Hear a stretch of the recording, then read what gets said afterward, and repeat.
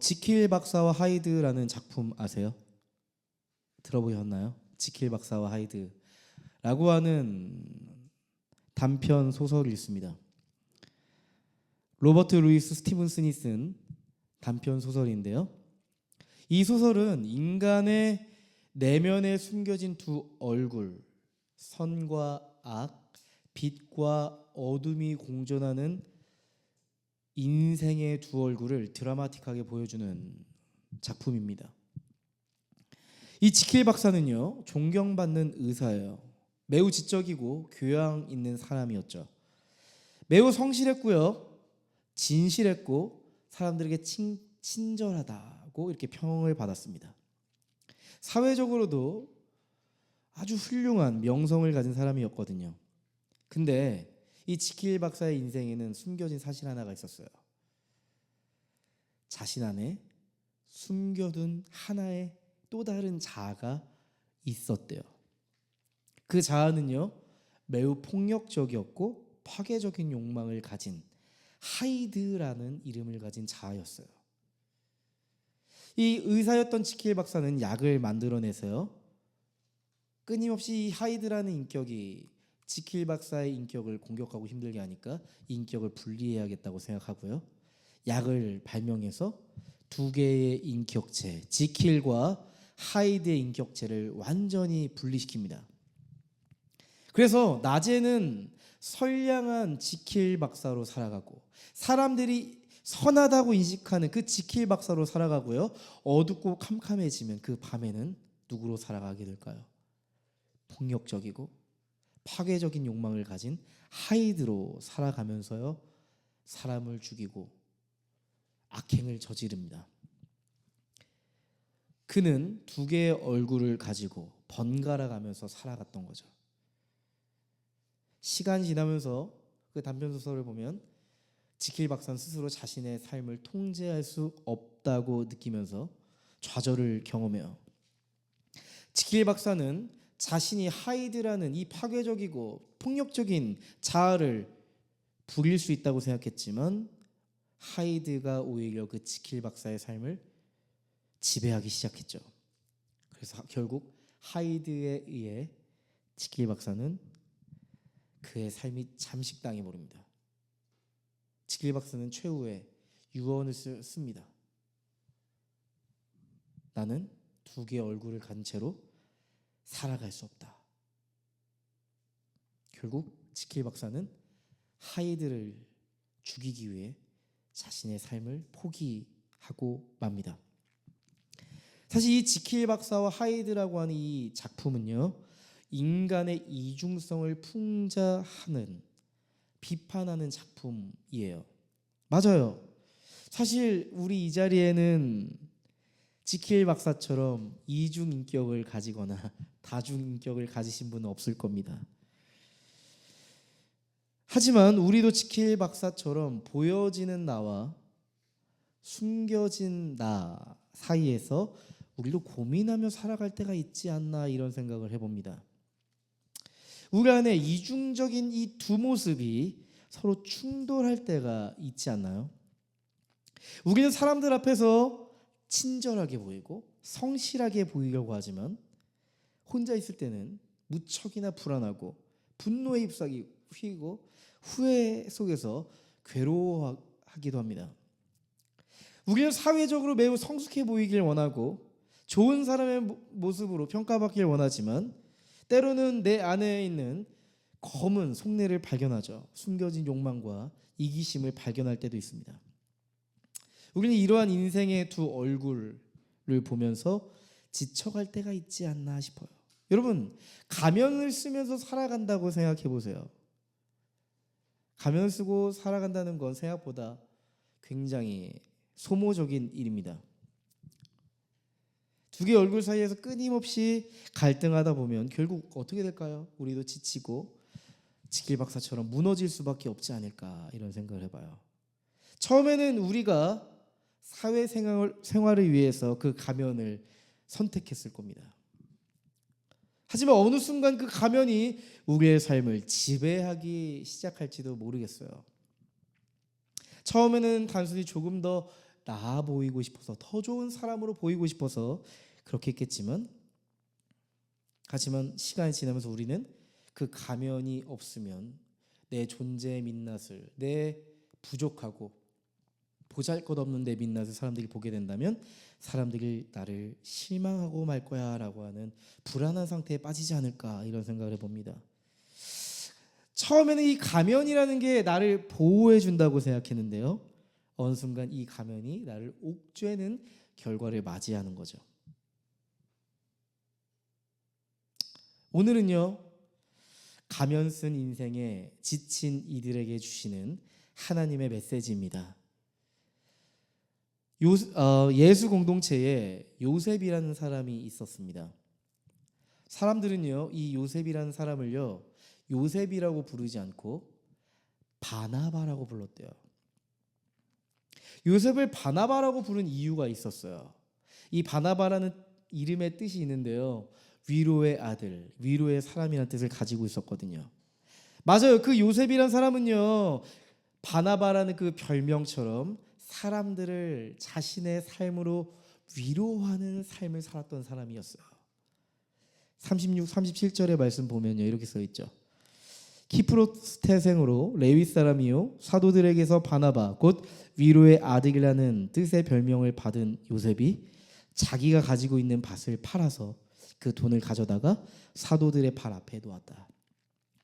바나바는요, 가난한 인생을 살아간 이들을 그냥 흘려보낼 수가 없어서 자신이 그동안 소유했던 밭을 팔았고 소유를 팔아서 예수 공동체의 지도자인 사도들에게 가져다 주었습니다. 이 소유를 이제 제가 가난한 이들을 위해 사용하고 싶다고 고백을 했어요. 바나바는 사실 자신의 소유를 주는 것보다 자신이 하나님으로 받은 이 소유로 말미암아서 그들이 하나님이 살아계시다는 것을 알기를 원했거든요. 여러분, 사실 이 바나바는요, 사도도 아니었고요, 예수 공동체에서 특별한 역할을 부여받은 사람도 아니었습니다. 그가 선한 일을 했던 것은 어떠한 책임감과 의무 때문에 했던 것도 아니었어요. 그저 이 바나바는요, 예수 그리스도로부터 흘러 들어오는 그 복음이 그의 삶을 변혁시켰고 예수님이 십자가에서 이루신 사랑과 정의를 그의 존재에 온전히 스며들게 해서 그의 삶을 통해 드러냈을 뿐이에요. 바나바는 그렇게 매력적인 존재로 살아갔던 겁니다. 사람들은요, 아마도 이 바나바의 인생을 보면서 예수님이 지금 살아계시다면 바나바처럼 그렇게 하시지 않았을까? 이런 생각을 했을 겁니다. 당시 예수 공동체는요, 바나바 덕분에 굉장히 훈훈했을 것 같아요. 우리 공동체에도 그런 훈훈한 사람 한 사람 있으면 서로가 따뜻함을 경험하잖아요. 그렇죠? 서로 위로를 경험하고 서로 은혜를 경험하잖아요. 예수 공동체는 사랑으로 서로를 돌보고 위로하는 마음으로 가난한 자를 도우며 하나님 나라를 더욱 깊이 느낄 수 있었을 겁니다. 바나바의 그 삶을 보면서 예수처럼 살아간다는 것은 바나바처럼 살아가는 것이구나 하는 사람들의 인식이 생겨났을 거예요. 바나바 그를 통해서 진정한 사랑이 무엇인지 확인했어요. 소망을 흘려보내는 삶이 무엇인지 보게 됐어요. 소망이 흘러갈 때 하나님 나라가 어떻게 임하는지도 선명하게 느꼈어요. 그러니까 이제 예수 공동체 안에는 어떠한 양상이 나타났겠어요? 그리스도인의 삶, 소망하는 삶의 방식이 대세를 이뤘을 겁니다. 가면 갈수록 우리 공동체에, 아니 우리 공동체를 넘어서 유대 사회에 어떠한 하나님 나라의 일들이, 그 소망의 일들이 일어날까 너무나도 기대했을 겁니다. 바나바가 공동체에 미친 영향은 실로 어마어마했을 거예요. 여러분, 그런데 이러한 소망의 분위기 속에서 커다란 문제가 생깁니다. 사도행전 1장부터 4장까지 전력 질주하던 하나님 나라가 급 브레이크를 밟는 순간이 찾아와요. 그게 사도행전 5장이에요. 아나니아 삽비라 부부가 있습니다.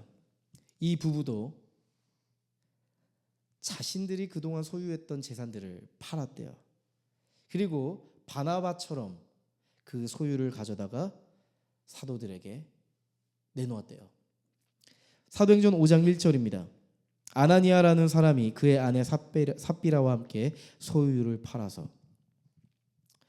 이 아나니아와 삽비라 부부의 헌신은요, 바나바와 다를 것 없는 아주 아름다운 헌신처럼 보였습니다. 우린 여기서 이런 질문이 생겨요. 그 당시 예수 공동체는 모든 사람이 자신의 소유를 다 내놓도록 강제했는가 하는 문제예요. 여러분, 그렇지 않았습니다. 자신의 소유를 팔아서 가난하고 어려운 사람들을 돕는 이 모습은요, 강요된 것이 아니었어요. 순전히 자발적인 헌신으로 이루어진 무브먼트였습니다. 그 누구도 억지로 전 재산을 바치도록 그 누구도 요구하지 않았거든요. 사도들이 그러한 압력을 행사한 적이 없어요. 그럼에도 불구하고 너무나도 놀랍게도 많은 사람들이 자신의 소유를 기꺼이 나누는 하나님 나라의 역사가 일어났던 거죠. 여러분, 복음이 아니었다면 절대 일어날 수 없었던 일이었을 겁니다. 여러분, 자기 중심성이라고 하는 이 장벽이 무너져버리고 예수 그리스도로 인해 하나님 나라의 소망이 생겼기 때문에 가능했던 모습이었을 겁니다. 그렇게 헌신하는 사람들이 공동체 안에서 인정받고 칭찬받기 시작했어요. 사람들은요, 공동체의 일원들의 이런 헌신들을 당연히 여기지 않았어요. 예수 믿음 당연히 그래야지라고 생각하지 않았어요. 너무나도 그들의 헌신을 보면서 박수치며 존경하고 격려했을 겁니다.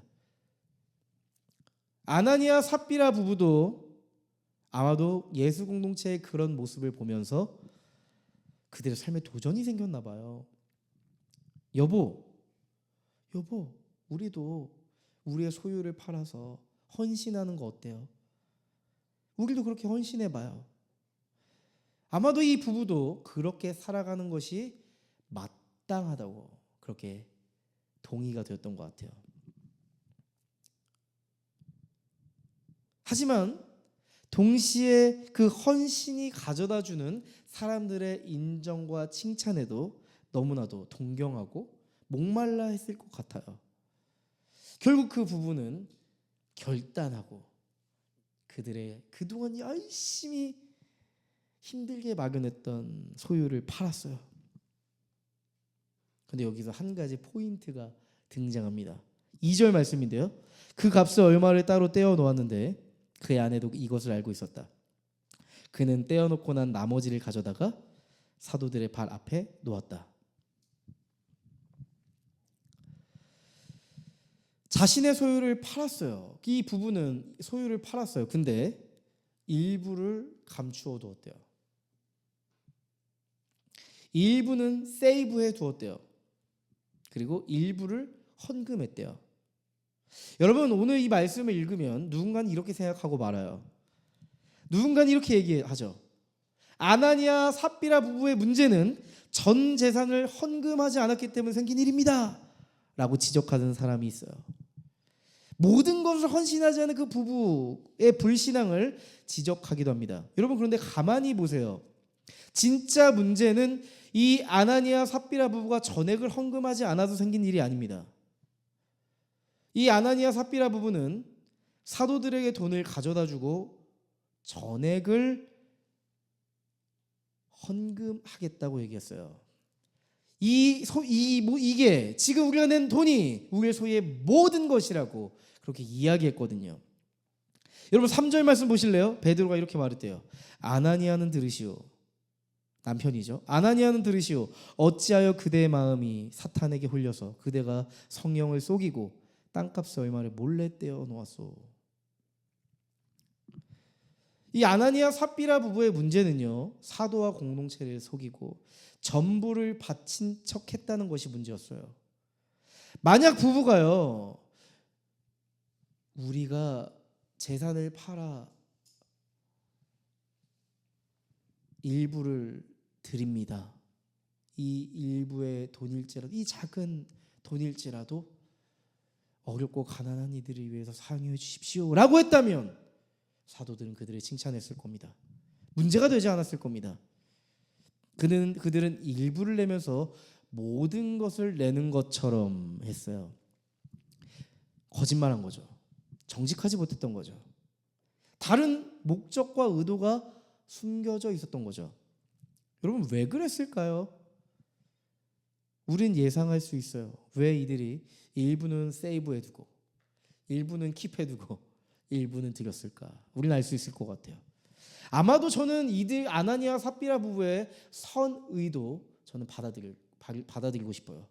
이들은 진짜 사람들 돕고 싶은 마음도 일부 있었을 겁니다.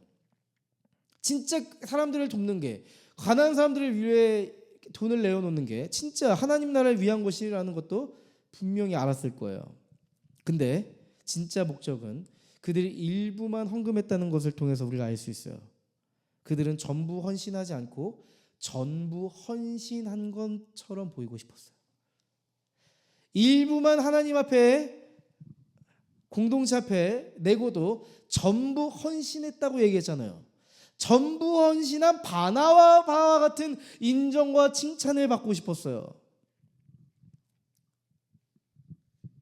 이 부분은요, 사실 하나님 나라를 향한 헌신이라는 포인트보다 사실 공동체 안에서 보여지는 모습이 더 중요했던 겁니다.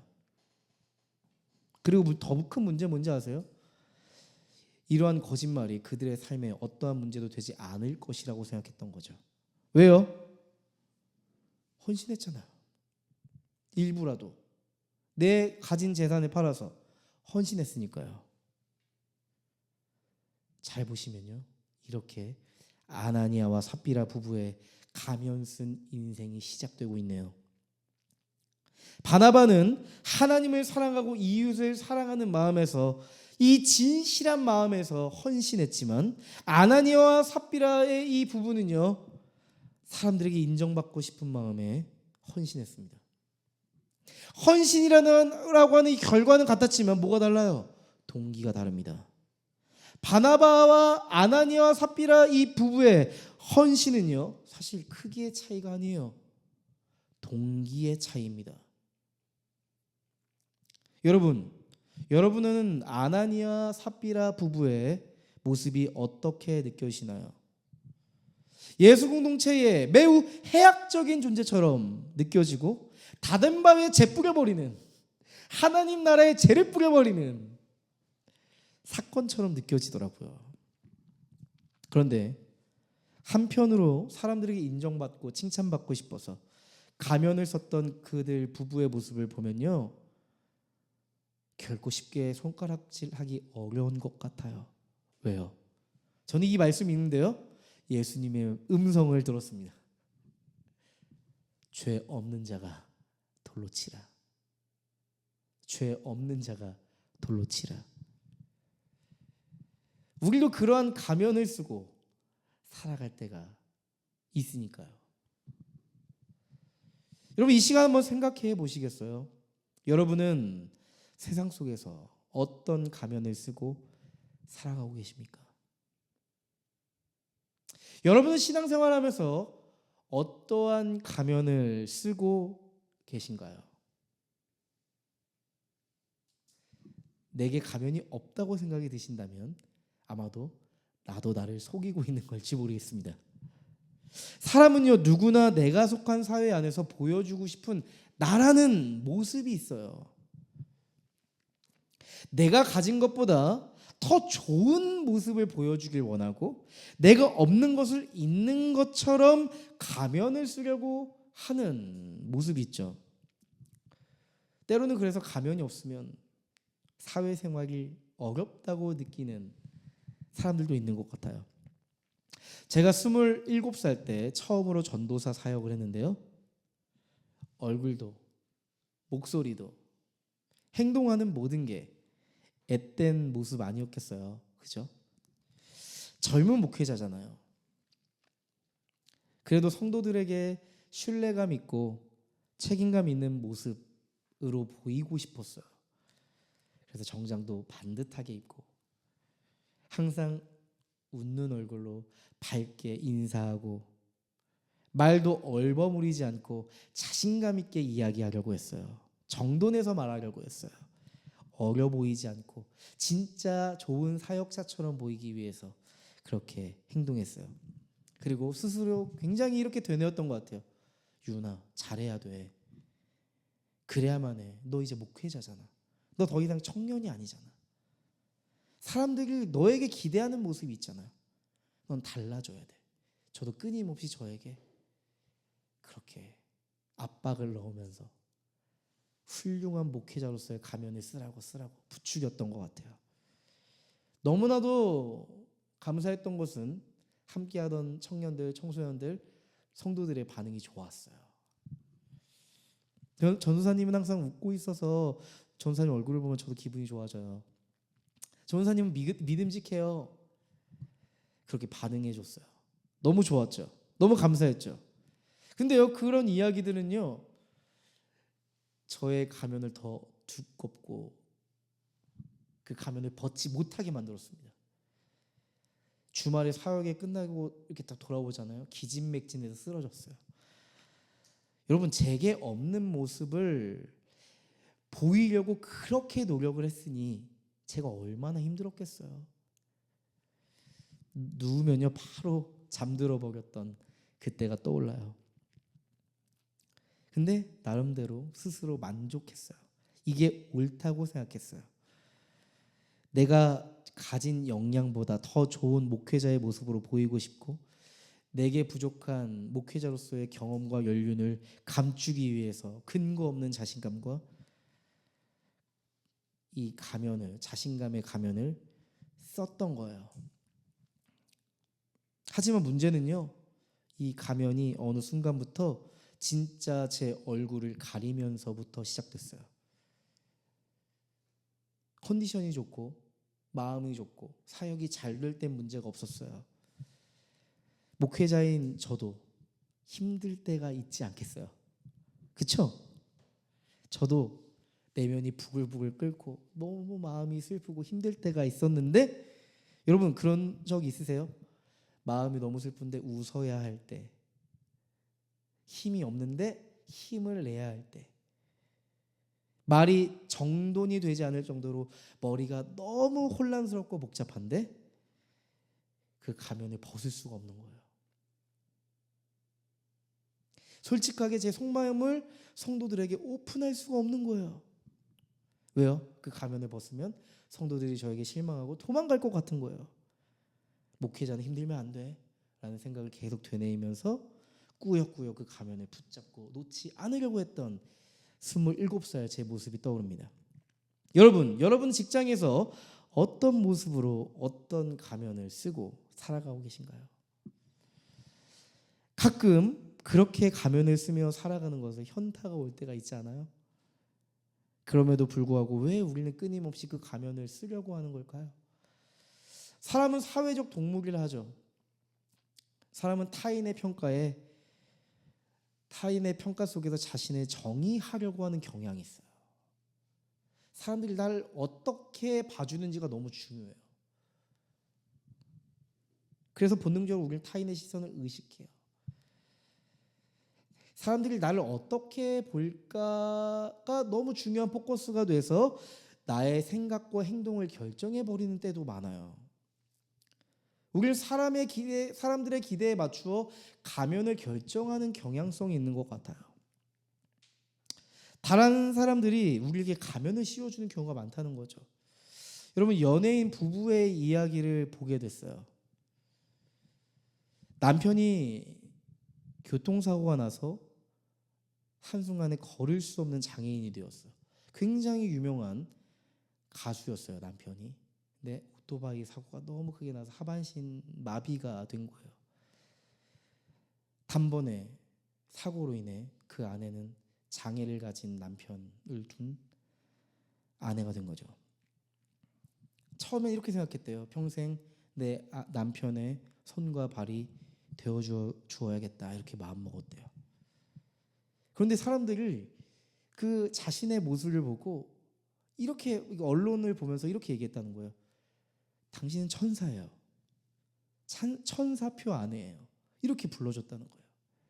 댓글에도 당신 같은 사람은 없어요. 당신 진짜 천사예요. 막 이런 걸 썼다는 거예요. 그래서 그분이 어떻게 얘기하냐면 제가 진짜 천사인 줄 알았어요.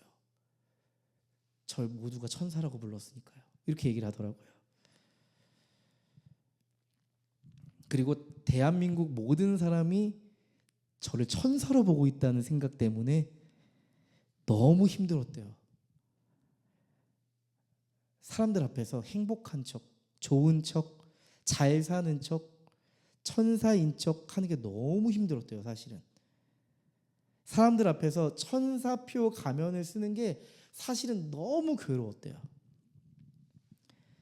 그렇게 자신의 가면을 눌러쓴 채 내면에 생채기가 나고 있었는데 그걸 꾸역꾸역 버티다 보니까 위궤양도 생겼대요. 병이 크게 생겼대요. 죽을 것 같은 고통도 찾아왔대요. 그러면서 이렇게 얘기했어요. 사실 제가 진짜 천사였다면 제가 남편한테 그런 행동을 했으면 안 됐습니다. 지금 돌아보면 우리 장애인이 된 우리 남편에게 가장 큰 상처를 준 건 저였습니다. 어느 순간 장애를 가진 남편을 돌보는 게 너무 힘들어서 당장 이혼해. 위자료 내놔. 나 이렇게 못 살아. 라고 힘들 때면 그렇게 이야기를 했다는 거예요. 근데 사람들 시선 때문에 자신을 천사라 부르는 사람들의 시선 때문에 이혼도 못했대요. 이 천사표 가면을 쓰고 살아가느냐고 너무나도 고생하는 그분의 이야기, 눈물을 보면서 너무 공감이 되고 그 아픔이 저에게도 이렇게 느껴지더라고요. 맞아요. 여러분 시간이 지나면 지날수록 여러분 우리는 보여지는 모습에 중독돼요. 진짜 나를 찾기보다 보여지는 나에 초점을 맞추고 살아가게 되죠. 결국 우리는 그 가면을 벗을 수가 없는 그런 상태에 이르고 말 겁니다. 화장을 지우고 밖에 나간다는 상상을 못하는 사람들이 있잖아요. 그렇게 되는 거죠. 내가 내 존재의 민낯에 자신감이 없으니까, 내가 사람들 앞에 내 존재 그대로 나아갔을 때 내가 받아들여질 만하고 인정받고 칭찬받을 만한 자신이 없기 때문에 그런 거죠. 가면이 처음에는 단지 보여주기 위한 목적이었다면 어느 순간에는 이 가면 쓴 모습이 진짜 나인 것 같다고 착각하는 거죠. 자기 기만이 일어나는 거죠. 근데 진짜 큰 문제는요, 정작 나라는 존재를 우리가 발견하지 못하고 잃어버린다는 거예요. 시간이 지나면서 가면 쓴 모습과 내 실존적인 나의 모습에 간극이 커지고 나는 점점 사라지고 없어지는 거예요. 보여지는 나, 좋은 평가를 받는 나에 몰두하고 집중한 나머지 진짜 내가 원하는 건 더 이상 중요하지 않아지고요. 내가 뭘 원하는지, 내가 어떤 사람인지 난 잘 모르겠다는 혼란에 빠지고 맙니다. 가면을 쓰고 살아가는 삶이 처음에는 문제가 없다, 편하다 생각할지 모르겠지만 결국 우리는 지치고 말 겁니다. 사람들에게 좋은 인상을 주려다가 관계 속에서 지쳐갈 거고요. 완벽해 보이기 위해서 노력하다가 결국 스스로에게 실망하고 말 겁니다. 모든 게 괜찮은 척 감추다 보니까 나 자신을 돌보지 못하는 결과에 놓일 수 있습니다. 무엇보다 가면 쓴 인생에 너무 적응을 해버려서, 그렇게 사람이 진화해버려서 자신의 민낯을 이제 직면할 수가 없어요. 허황되고 거짓된 가면을 뒤집어 쓰고 있음에도 불구하고 그 가면을 벗지 못하고 결국 자기도 그 가면 쓴 자신의 모습에 속아 넘어갈 때도 있습니다. 여러분, 이런 가면 계속 쓰고 다녀도 괜찮을까요? 우리는 가면을 쓰는 것에 너무 익숙해진 나머지 우리의 존재를 그 일수 안에서 아름답고 성숙하게 만드는 노력보다 그냥 가면을 써버리는 것으로 타협해버릴 때가 있지 않나 싶어요. 여러분, 우리가 그리스도 안에서 우리의 존재를 만들어가는 건 굉장히 오랜 시간에 걸리고 인구의 시간을 걸리고 내 자신을 깎아서 만들어야 되니까 힘들 겁니다. 하지만 가면을 쓰는 건요, 찰나예요. 날 바꾸지 않아도 돼요. 연기하면 됩니다. 찰나에 할 수 있는 일이니까요. 습관적으로 가면을 쓰는 문제가 있어요. 사람들의 시선과의 평가에 집중한 나머지, 지배당한 나머지 아주 중대하고 결정적인 포인트를 우리 인생에 놓쳐버리고 맙니다. 뭘까요? 하나님이 나를 어떻게 보고 계실까? 하나님이 나를 어떻게 평가하실까에 대한 포인트가 우리의 삶에 사라져버려요. 여러분, 가정법을 한번 써보죠. 만약 아나니아 삽비라 부부가 다시 자신의 밭과 소유를 팔아서 헌신하려고 치열하게 고민하고 있던 중에 하나님의 마음과 시선이 느껴졌어요. 어떻게 결정했을까요? 아마 그들은 자신의 거짓된 과면을 발견했을 겁니다. 하나님의 마음으로 자신의 동기와 행동을 검열했다면 그들은 쉽게 일부를 감추고 일부를 내지 못했을 겁니다. 우리는 일부를 내서라도 헌신하려고 했잖아 라고 하는 합리화를, 이런 자기 기만을 직시했을 거예요. 자신들의 검은 속내, 그것을 보고 말았을 겁니다. 사실 하나님께 드리는 그 헌신의 모습이 너무 아름다워 보여서 우리는 헌신하지 않으면 안 될 것 같은 부담감에 이런 결정을 했던 것 같아. 우리는 바나바처럼 모든 소유를 헌금할 수 없어. 우리 지금 마음의 부담이 더 크잖아 사실. 여보, 우리 그냥 우리 할 수 있는 만큼 헌금하고 우리 정직하게 고백해요. 굳이 그렇게까지 할 필요 없잖아요. 하나님이 우리가 모든 소유를 내는 걸 기뻐하시지 않을 거예요. 우리가 할 수 있는 믿음만큼 하나님 앞에 드립시다. 정직하게 합시다. 하나님 우리의 작은 헌신도 기뻐하실 거예요. 여러분, 자기 중심성에 뿌리를 둔 이런 인정 욕구가 하나님의 시선과 기준이라고 하는 이 검열을 받았다면 제가 말씀드린 이러한 결과를 낳지 않았을까요? 여러분, 하나님의 시선과 마음이 우리의 인생에 적용되잖아요. 우린 정직해집니다. 우리는 우리가 쓰고 있는 모순되고 거짓된 가면을 벗게 됩니다. 여러분, 우리가 하나님의 시선과 마음을 우리의 삶을 면밀하게 살펴보고 검열하잖아요. 여러분, 우리는 진짜 내 동기와 목적을 알게 돼요. 내가 왜 그걸 선택하고 결정하려고 하는지 동기와 목적이 다 숨겨져 있거든요. 가면 쓴 동기와 목적을 벗고 하나님의 눈으로 진짜 순수한 목적을 보게 되는 거예요. 그게 진짜 하나님을 향한 헌신의 목적, 사랑의 목적, 정의의 목적을 하려고 했던 건지, 아니면 자기 중심성에 기이한 내 욕망과 자기 인정 욕구 때문에 그랬던 것인지 우리는 선명하게 보게 될 거예요. 여러분, 하나님이 원하시는 선택과 결정하고 싶으시죠? 하나님이 가라 하시면 그곳에 가고 싶으시죠? 여러분의 동기와 목적이 하나님의 시선에, 하나님의 마음에 부합하는지 한번 살펴보세요. 거기에 답이 있습니다. 하나님이 원하시는 선택과 결정을 하려면 우리의 내면의 동기와 목적에 하나님의 시선과 기준이 있어야 된단 말입니다. 누군가는 이렇게 생각하더라고요. 하나님이 원하시는 기준과 시선, 이런 것들은 내 인생 너무 얽매이게 하는 것 같아요. 불편해요. 힘들어요. 여러분, 아니요. 오히려 가면 쓴 인생에 지친 우리의 인생을 자유롭게 합니다. 하나님의 시선과 기준으로 우리의 인생을 디자인하고 검열해가고 선택하고 결정해 갈 때 우리가 하나님께 얽매인 것 같지만 실제로는 우리의 인생이 더 자유로워질 거예요. 여러분, 거짓된 가면을 쓴 헌신은요, 언제든 드러납니다. 여러분, 제가 3남매를 키우고 있잖아요. 저는요, 아이들이 거짓말하면 기가 막히게 찾아내요. 거짓말하면 가중처벌이 돼요. 그냥 넘어갈 수 있는 일인데 아이들이 가끔 두려워서 아빠한테 거짓말을 할 때가 있어요.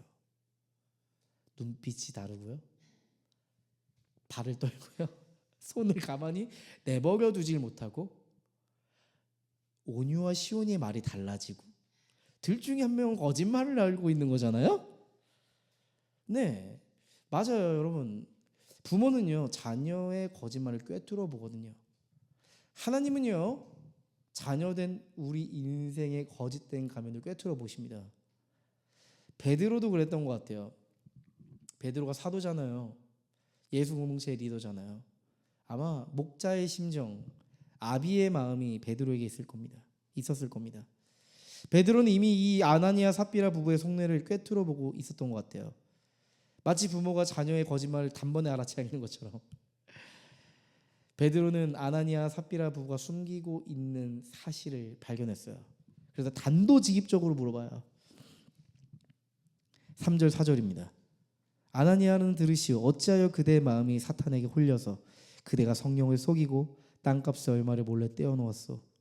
그 땅은 팔리기 전에도 그대의 것이 아니었소. 또 팔린 뒤에도 그대의 마음대로 할 수 있었던 것이 아니었소. 그런데 어찌하여 이런 일을 할 마음을 먹었소.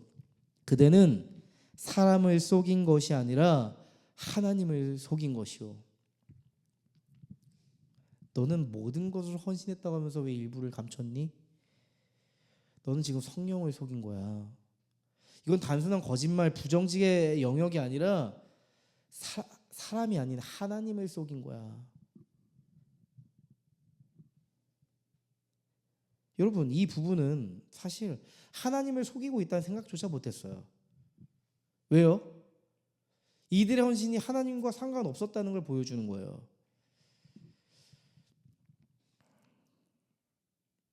그들이 지금 했던 헌신은 부부 자신을 위한 헌신이었던 거죠. 실상은 그들의 삶에 헌신하기 위해서 돈을 낸 거예요. 하나님께 헌신한 것이 아니라 내가 낸 헌신으로 사람들의 인정과 칭찬을 사고 싶었던 거예요. 실제로 하나님을 향한 헌신의 목적이 없었다. 굉장히 슬픈 현실이죠. 하나님을 속이고 기만했던 행위였던 겁니다. 여러분이 만약 하나님을 위해서 헌신하고 있는데 결국 우리의 동기와 목적이 하나님이 없었다면 여러분 얼마나 허탈할까요? 우리가 주님께로 가서 나중에 하나님 앞에 서게 될 텐데 우리가 열심히 하나님을 위해 헌신하면서 지금까지 왔는데요, 하나님께서 우리더러 이렇게 말씀하시는 겁니다. 너는 나를 위해 헌신하지 않았어. 주님, 저는 목사였습니다. 저는 교회를 개척했습니다. 저는 한 주간의 설교를 위해 이런 준비를 했습니다. 저는 한 주간에 이런 사람을 만났습니다. 왜 제가 헌신하지 않았습니까? 아니, 너는 너 자신을 위해서 목회했고 너는 너 자신을 위해 사람을 만났어. 충격일 겁니다. 정말 우리가 하나님께 헌신하려고 했다면 누군가를 속이고 부정직하게 헌신하지 않겠죠. 베드로가 이 남편 아나니아를 보면서 말합니다. 어떻게 이런 일을 할 마음을 먹었습니까? 그대는 사람을 속인 게 아니라 하나님을 속인 겁니다. 베드로는 지금 이 사건의 본질을 아나니아에게 말해주고 있는 거예요.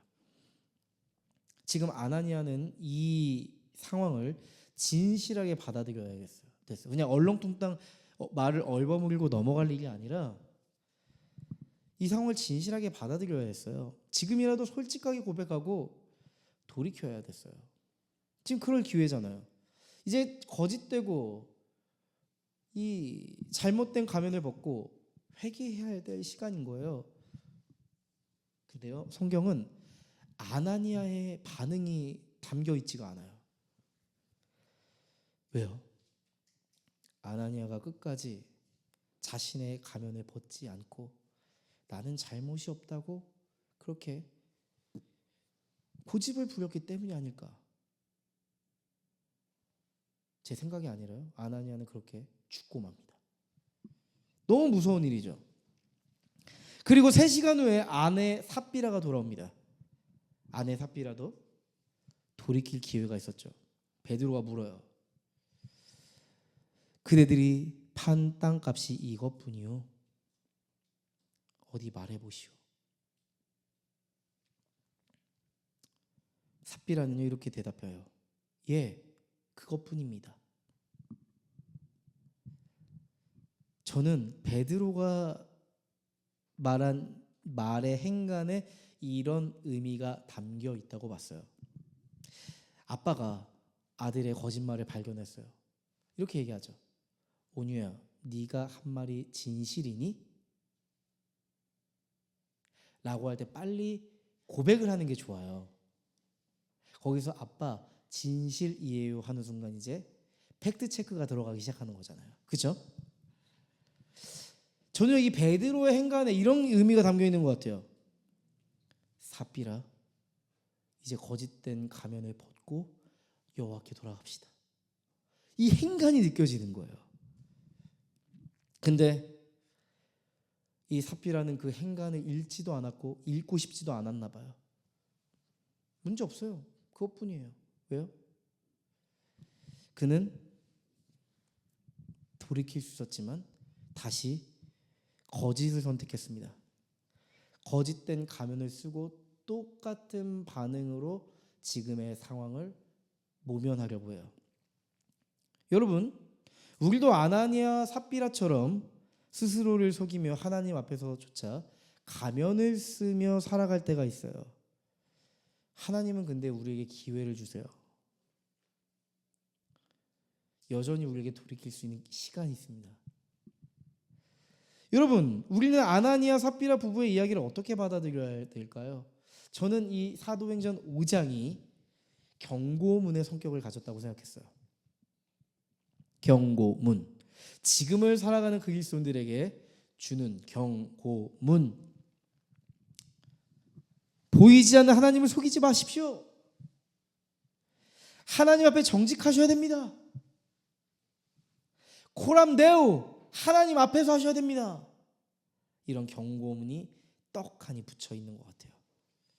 여러분, 저는요 아나니아 이 삽비라 사건을 보면요 성경에서 아주 중요한 한 사건이 떠올라요. 어떤 부부가 떠오르신가요? 아담, 하와 부부입니다. 아담, 하와 부부는요 하나님이 먹지 말라고 하셨던 선악을 알게 한 나무의 열매를 먹었습니다. 그때 그들은, 이 부부는 죄의 눈을 뜨게 됩니다. 하나님이 너희는 지금 어디 있느냐 하셨을 때 그들은 어떻게 반응했죠?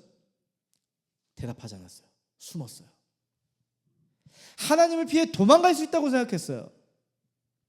하나님은 다시 아담, 하와 부부에게 물으셔요. 진실을 찾는 아빠처럼 물으시는 거죠. 내가 먹지 말라고 한 선악과 먹었니? 물으시는 거죠. 왜 물었을까요? 심판하려고요? 매질하려고요? 아니요. 다시 돌이킬 수 있는 시간. 주님 잘못했어요. 주님 저희가 먹었어요. 다시 고백할 수 있는 시간을 주셨던 거죠. 여러분 잘 아시는 것처럼 아담과 하와는 하나님의 기회를 거절합니다. 돌이키지 않아요. 오히려 책임을 회피하고 변명해요. 저 여자, 하나님이 주신 여자가 먹게 했어요. 왜 여자 왜 주셨어요? 여자는 옆에서 듣고 있다. 하나님을 속일 수 있다고 생각한 거죠. 하나님은 더 이상 그들의 삶에서 더 이상 중요한 존재가 아니었거든요. 그들은 한 가지만 고민했어요. 어떻게 하면 하나님의 영향력으로부터 벗어나서 이 상황을 모면할 수 있을까? 여러분, 창세기의 시작, 하나님 나라가 영광스럽게 펼쳐지던 이 창세기의 순간에 아담과 하와 이 부부의 타락은 온 인류의 치명적인 결과를 낳잖아요. 똑같아요. 지금 사도행전 5장 보세요. 똑같은 패턴이에요. 사도행전 1장부터 4장까지를 보면 예수께서 이루신 하나님 나라가 아름답게 태동하게 했고 창조처럼 태동하기 시작했고요. 강력하게 부흥하고 있는 시기를 맞이해요. 부흥 그 자체죠. 사람들은 기꺼이 자신의 소유를 내놓습니다. 하나님 나라의 사랑과 정의가 막 드러나고 있어요. 가난한 자들을 돕고 공동체가 막 일어나고 있어요.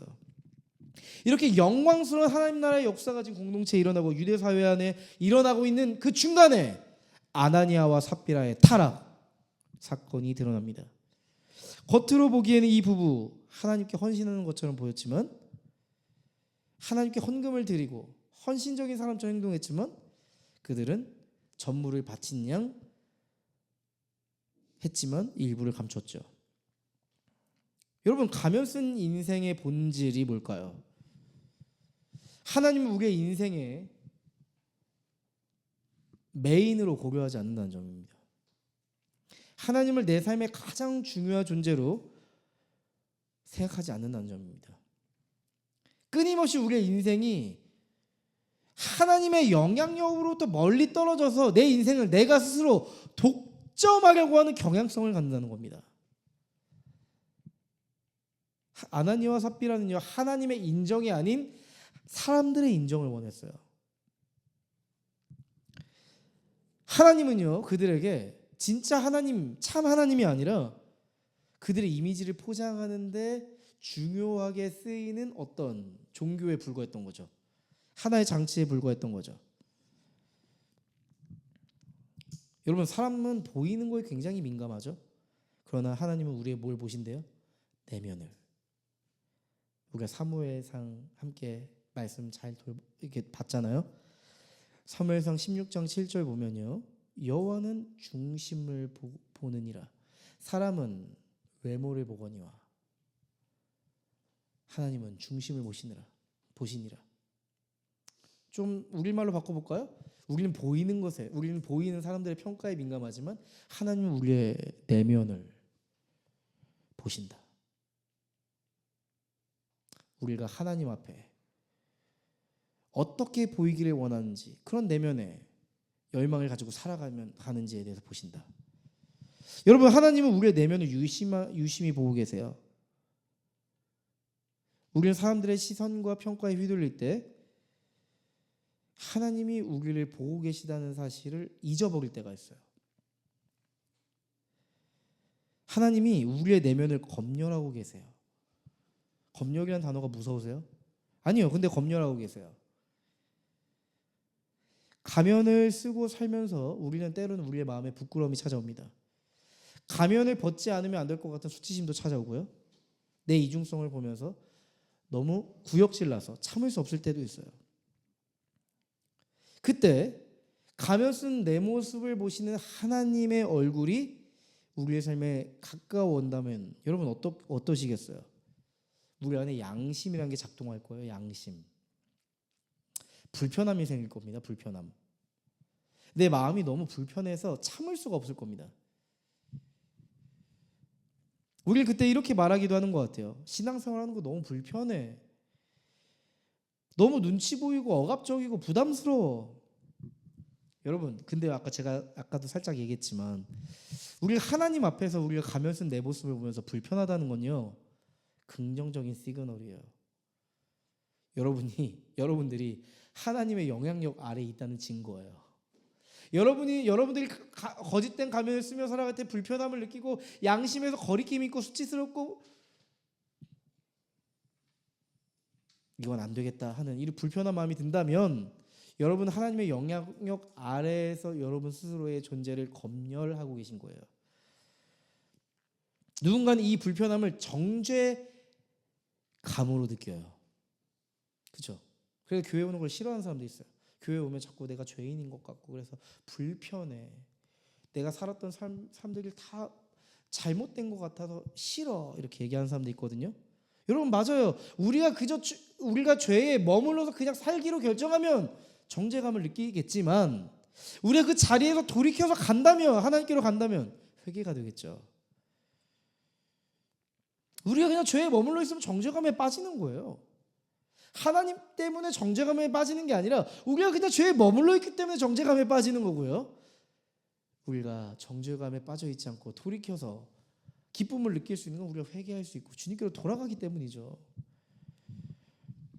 여러분, 우리는 매일의 삶 속에서 거짓된 가면을 벗어버리고 하나님께 방향을 정해서 나아가는 시간이 필요합니다. 여러분, 매일 저녁 잠에 들기 전 그 시간을 여러분에게 추천드려요. 나는 오늘 어떤 가면을 쓰며 살아갔는가? 나는 사람들의 시선과 평가에 휘둘려 내가 원치 않는 가면을 쓰고 살지 않았나? 나는 하나님 앞에서 부끄럼 없이 정직하고 순전한 모습으로 살아갔는가? 기도해보는 시간을 가져보세요. 매일 저녁 잠에 들기 전에 하루를 회고하고 돌아보면서 하나님의 시선과 마음으로 내 삶을 살펴보면서 기도해보세요.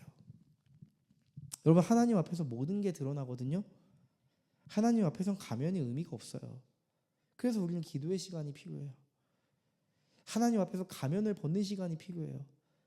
솔직하게 내 존재를 하나님의 존재와 마주 대하는 시간이 필요해요. 여러분, 누군가는 하나님 앞에 설 때도 가면을 쓰는 분들이 있더라고요. 마치 내가 하나님 앞에 아무런 문제가 없는 것처럼. 너무 큰 문제가 있으면 마음을 추스리고 감정을 다듬고 하나님께 나아가는 사람들이 있어요. 하나님을 너무 먼 타인처럼 여기면서 기도하는 사람이 있어요. 여러분, 괜찮아요. 하나님 앞에서는 가면 벗어도 됩니다.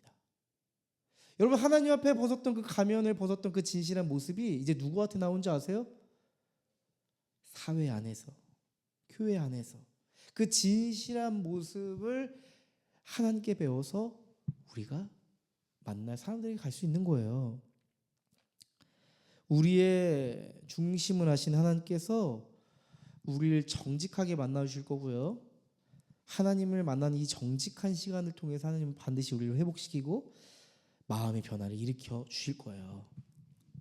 여러분, 이제 가면을 벗을 용기가 좀 생기시나요?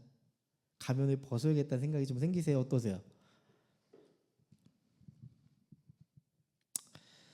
우리가 설교를 지금 1시간 정도 들었지만 아마도 우리는 가면을 벗는 것보다 쓰는 게 더 익숙할 거예요. 벗는 것보다 쓰는 게 더 익숙할 겁니다. 사람들의 시선과 평가에 예민하게 반응하고 가면을 쓰는 것이 우리의 삶을 더 지치게 만든다는 걸 알면서도 어느새 본능적으로 가면을 쓰고 있는 나를 발견하게 될지도 모릅니다. 맞아요. 스스로 가면을 벗는 거 굉장히 어렵고 힘든 일이에요. 여러분, 그런데 가면을 벗을 수 있는 힘을 주신 분이 계시잖아요. 우리에게. 예수님이 우리에게 계시잖아요. 나의 존재가 내가 보아도 멋있고 아름답고 훌륭하다면 내 내면에 담긴 그 아름다움을 내가 보아도 성숙하고 인정할 만하다고 한다면 굳이 우리는 가면을 쓰고 살아갈 이유가 없을 겁니다. 나의 아름다운 존재 그걸 그대로 살아갈 거예요. 쌩얼이 예쁘면 쌩얼로 다니겠죠. 나의 미천한 존재적 민낯이 드러날까 봐 두려워서 우리는 그걸 보여주지 못해요. 여러분, 예수님은 가면 쓴 인생에 지친 우리를 위해 우리의 존재를 온전히 회복시키기로 결정하셨습니다. 예수님은 우리의 존재를 회복시키기 위해서 스스로 수술대에 오르셨어요. 우리가 수술을 받아야 되잖아요. 우리의 존재가 문제면 우리가 수술대에 올라서 수술을 해야죠. 근데 예수님 자신이 수술대에 오르셨어요. 십자가라고 하는 수술대에 오셨습니다. 우리의 존재를 회복시키기 위해 십자가의 길을 선택하셨습니다. 왜요? 우리의 존재를 본질적으로 회복시킬 수 있는 길은 오직 한 가지, 십자가의 방법밖에 없었기 때문이죠. 예수님은요, 하나님을 속이고 나 자신을 속이고 사람들을 속이며 살아가는 우리의 본성을 십자가에 못 박으셨습니다. 이중적이고 모순된 거짓된 가면을 십자가에서 못 박으셨습니다. 하나님이 아닌 세상의 시선과 평가에 종속돼 버린 우리의 인생을 십자가에 못 박으셨습니다. 예수님은 우리의 존재의 모든 깨어짐과 일그러짐을 품고 십자가에 못 박히셨습니다. 여기서 근데 끝나지 않았죠. 예수님의 부활은 우리의 존재적인 아름다움을 부활시켰어요. 우리를 창조하셨던 그때 하나님의 형상, 그 아름다움을 지녔던 그 모습을 다시금 부활시켰어요. 다시 우리의 존재를 러블리, 사랑스럽게 만드셨습니다. 여러분, 예수님의 이 부활은요, 우리가 가면 없이도 하나님 앞에 사랑받을 수 있다는 증거가 돼요. 이제 우리는 가면을 쓰지 않고 우리 스스로를 사랑할 수 있습니다. 이제 우리는 가면을 쓰지 않고도 하나님 앞에 설 수 있습니다. 우리는 더 이상 사람들에게 사랑받기 위해서 가면을 써야 한다고 생각하지 않아도 됩니다. 이제 하나님의 형상대로 예수님처럼 사랑하고 배려하고 헌신하면서 이렇게 관계를 맺어 갈 거예요. 여러분, 여전히 우리의 가면이 접착제 강한 본드처럼 우리의 삶을 붙잡고 있는지 모르겠어요. 여러분, 그때마다 기억하세요. 하나님은 여러분이 그 가면을 써야만 사랑해 주시는 분이 아닙니다. 오히려 가면을 벗고 예수께서 이루신 그 일을 우리가 받아들일 때 우리를 보면서 만족한다, 잘하고 있어 라고 말씀하실 거예요. 이제 우리는 더 이상 가면을 쓰지 않아도 됩니다. 더 이상 세상의 평가에 휘둘리지 않아도 됩니다. 주님께서 우리의 존재를 온전히 회복시켜 주셨기 때문이에요. 여러분, 이제 우리가 준비해야 할 것은 단 한 가지입니다. 갈라디아서 3장 말씀을 보니까 이런 말씀이 있더라고요. 갈라디아서 3장 26, 27절이에요. 여러분은 모두 그 믿음으로 말미암아 그리스도 예수 안에서 하나님의 자녀들입니다. 여러분은 모두 세례를 받아 그리스도와 하나가 되고 그리스도를 옷으로 입은 사람들이기 때문입니다. 여러분, 이제 우리는 어떤 존재예요? 거짓된 가면을 벗어버리고 세상 사람들이 우리에게 요구하는 보여지는 나의 가면을 벗어버리고 그리스도의 옷을 입는 하나님의 자녀들로 살아가는 존재입니다. 여러분, 한 주간 어떻게 살아가실래요? 가면 쓴 인생이 아니라 그리스도의 그 아름다운 옷으로 살아가는 우리 소망하는 교회 되기를 제가 기도할게요. 우리 소망하는 교회 화이팅 한번 할까요? 소망하는 교회 화이팅!